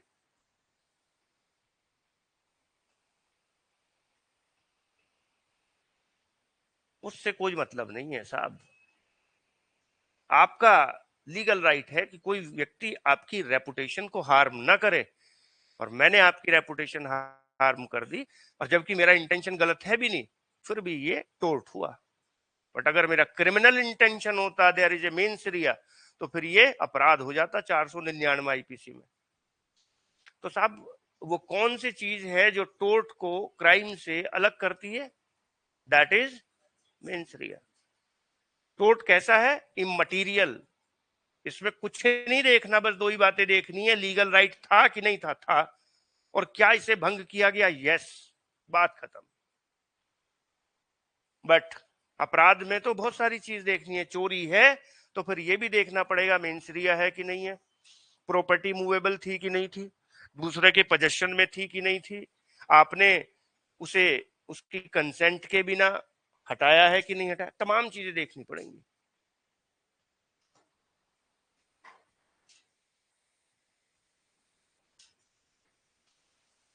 Is this clear? समझ में आ रही है बात? ठीक। हेडिंग डालिए Indian penal code.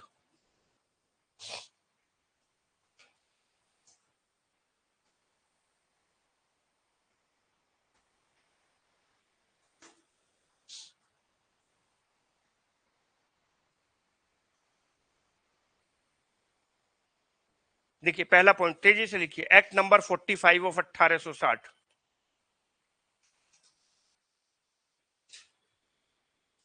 Act number 45 1860 उस साल में, इन द ईयर ऑफ 1860, 1860वें वाले वर्ष में, इससे पहले 44 एक्ट पर गवर्नर जनरल के साइन हो चुके हुए होंगे।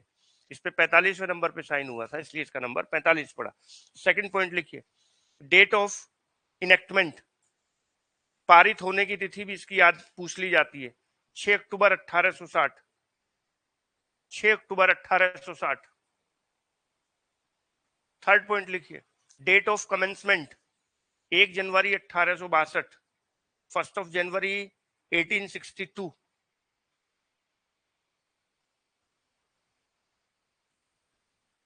नेक्स्ट पॉइंट लिखिए, the draft of the code was prepared by the draft of the code was prepared by the chairman of first law commission of India, by the chairman of the first law commission of India,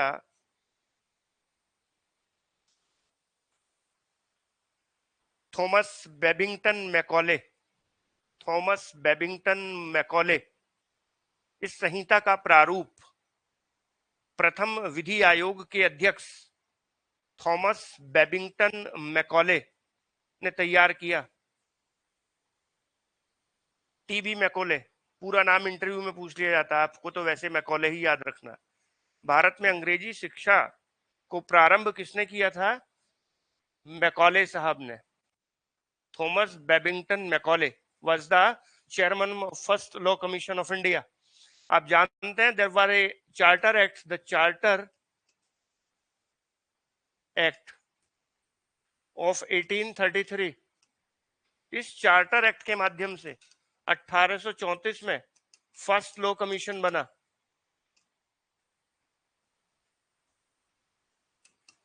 और 1835 में इसके chairman बनाए। First chairman was Thomas Babington Macaulay. अब भारत में 22वां law commission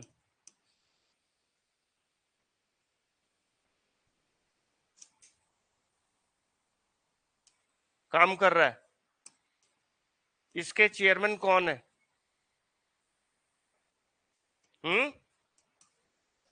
जी। और जब भारत आजाद हुआ होगा 1950 में, उसके बाद चेयरमैन कौन थे, ये सब लिख लेना। जीएस में सवाल पूछ लेता।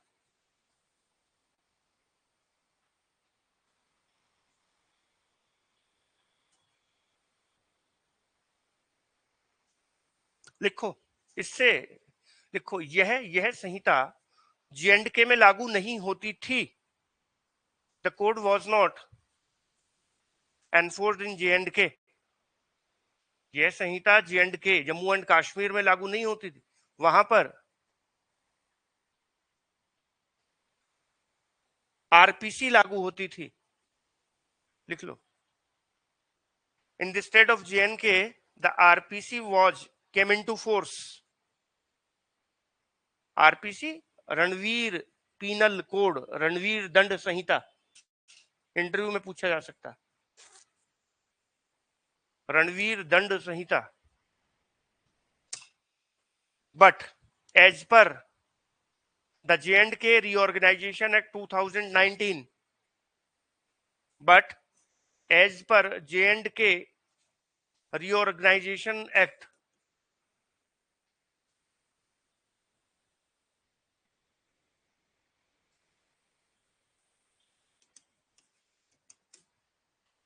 2019, the IPC, Indian Penal Code, came into force in the state of J&K from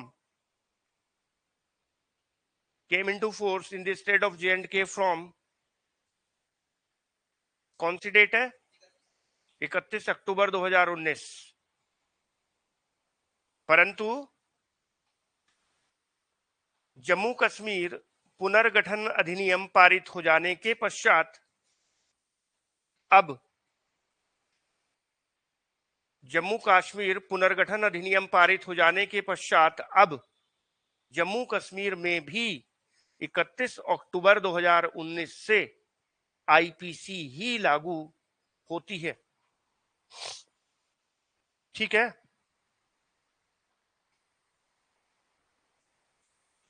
ji.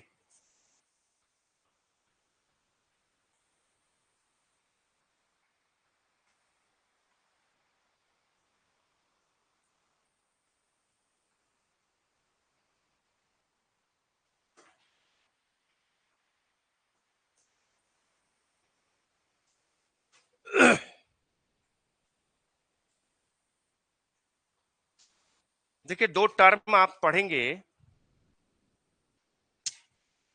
Crime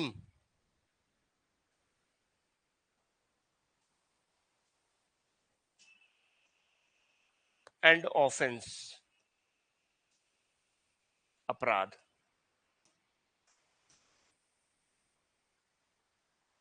ये इंटरव्यू में पूछ लिया जाता है, what is the difference between crime and offence. अपराध, जिसे इंग्लिश में ऑफेंस लिखा है, उसे तो डिफाइन किया गया।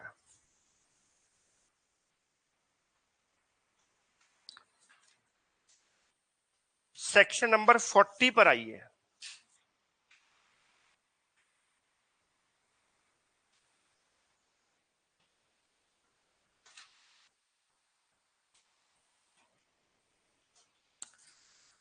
लिखता है, accept in the chapters and sections mentioned in clause 2 and 3 of this section। Close 2 और 3 में जो चैप्टर और धाराएं दी गई है उनको छोड़कर the word offence denote a things made punishable by this code. अपराध का मतलब ऐसी किसी बात से है जो इस संहिता के द्वारा दंडनीय हो। ऐसी प्रत्येक बात जिसे इस संहिता में दंडनीय बनाया गया वो अपराध है. Everything which is punishable by this code is an offence. क्या मैं जनरली यूं कहूं कि everything which is punishable by any law that is offence. Is this clear? लिख लो इसके यहां नीचे. ऐसी कोई बात जो किसी कानून के द्वारा दंडनीय बनाई गई हो अपराध है. Anything which is punishable by any law, any penal laws, जो किसी दंड विधि के द्वारा दंडनीय बनाई गई वो अपराध है. वो चाहे आईपीसी हो या कोई और लॉज, पीनल लॉज. ठीक है, इधर लिखो. The crime is not defined anywhere.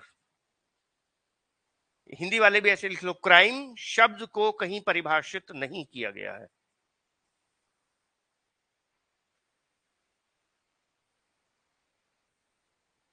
यह एक विस्तृत अर्थ वाला शब्द है. It has a wider meaning.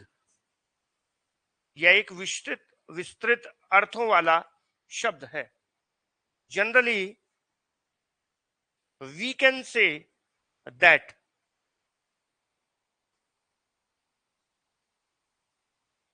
crime is a wrongful act. Generally we can say that crime is a wrongful act which is punishable only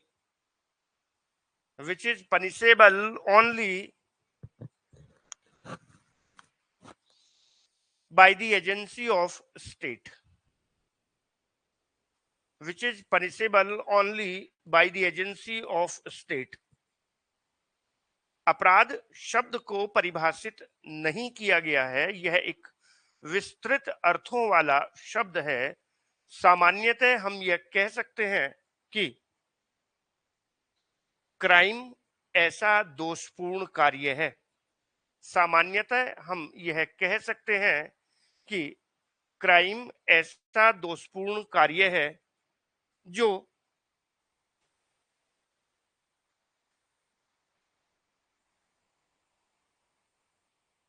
केवल राज्य की एजेंसी द्वारा दंडनीय है.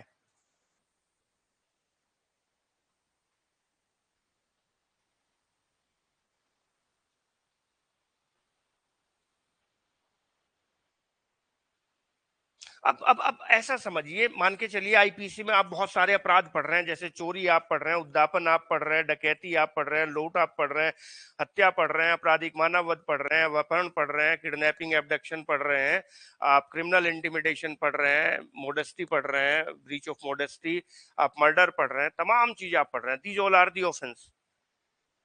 Murder is an offence, culpable homicide is an offense, theft is an offense, and overall these are the crime.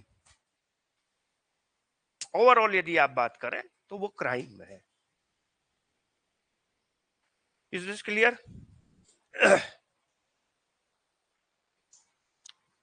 कल के लिए मैंने आपको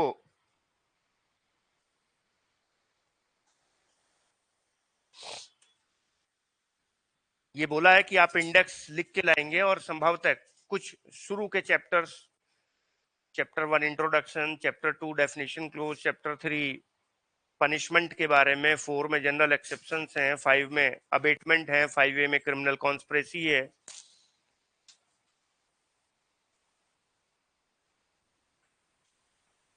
कुछ तो याद करके आएंगे आप. ठीक है, कुछ नीचे से ऐसे ही. सबसे लास्ट वाला अटेम्प्ट है, उससे पहले वाला क्रिमिनल इंटिमिडेशन, इंसल्ट, एनोयंस है. उससे पहले वाला विवाह के विरुद्ध 20 वाला है, 20A वाला भी विवाह के विरुद्ध है जिसमें क्रूअलिटी दी हुई है. तो कुछ याद करके आएंगे. ठीक है, और लिख के लाएंगे बाकायदा. एक तो ये टास्क आपका रहेगा. ठीक है,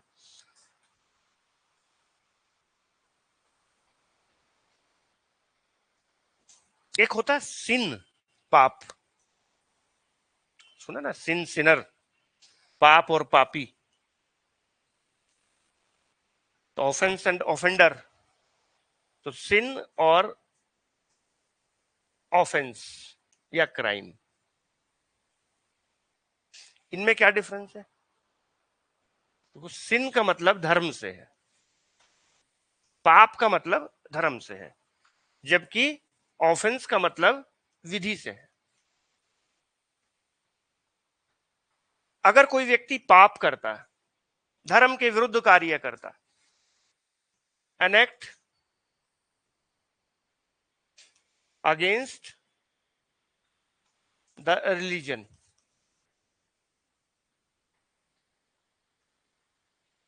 तो वो पाप कर रहा है। और यदि कोई ऐसा व्यक्ति कार्य करता है जो विधि द्वारा दंडनीय है, एन एक्ट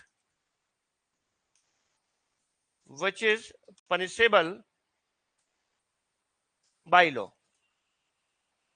वो ऑफेंस है। धर्म विरुद्ध कार्य पाप, और वहां धर्म में ऐसा माना जाता है कि साहब पापी को, सिनर को सजा कौन देगा? गॉड।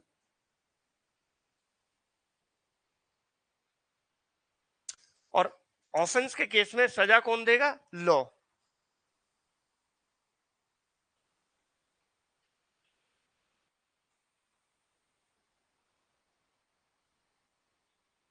ठीक है।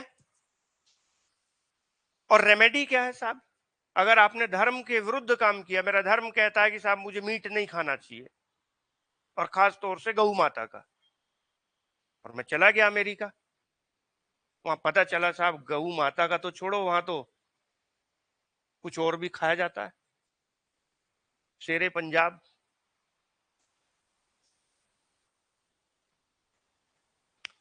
बड़े वाला माल जिसमें हड्डी नहीं होती, सुअर। वहां पता है, जो हिंदुओं के बच्चे पढ़ रहे हैं, डे बोर्डिंग स्कूल्स हैं, क्योंकि सब वर्किंग लोग रहते हैं, वाइफ भी वर्किंग और हस्बैंड भी वर्किंग, तो अपने बच्चों को एडमिशन कराते हैं। जैसे मेरी 2 सिस्टर रहती हैं, उन्होंने स्कूल में स्पेशली कह रखा है कि भैया सुअर का खिला देना, कोई दिक्कत नहीं है, मीट तो देते हैं, बर्गर ये सब चीजें, गाय का मत खिलाना प्लीज, हाथ जोड़ के, मजबूरी है।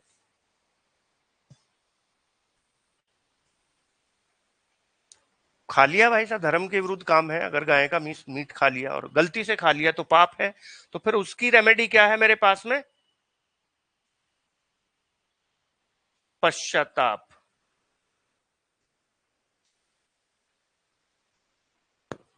अगर आप पाप करते हैं तो आप पश्चाताप ही कर सकते हैं। आप साधु सन्यासी के पास जाइए, बताइए महाराज गलती से काम हो गया, इसकी क्या सजा होगी? कि बेटा इतने दिन उपवास रखना है, इतने दिन भगवान शिव को जल चढ़ाना है, इतने गरीबों को ये करना है, ऐसे तुम्हें पश्चाताप करना होगा, प्रार्थना करनी होगी। बट अगर आप ऑफेंस करते हैं तो भैया सजा मिलेगी।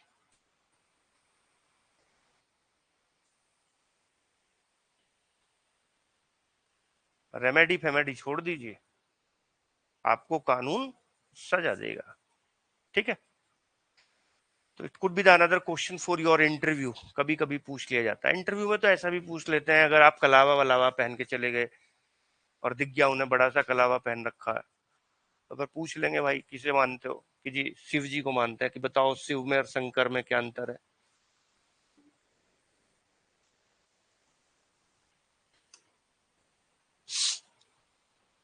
कुछ भी पूछ सकते हैं।